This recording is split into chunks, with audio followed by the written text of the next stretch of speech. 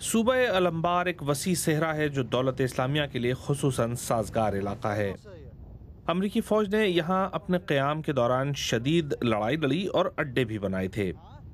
انہی دنوں کی مانند آج بھی دشمن کا سب سے مؤثر ہتھیار سڑکوں پر بموں کی تنصیب ہے۔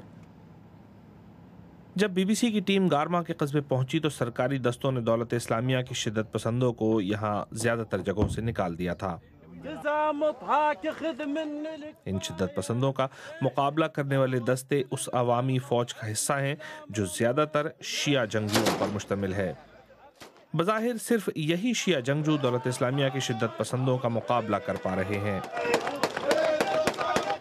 لیکن خطرہ یہ ہے کہ کہیں ان کی وجہ سے فرقہ وارانہ جنگ نہ چھڑ جائے، کیونکہ الانبار صوبے کی اکثریت سنی مسلمانوں کی ہے۔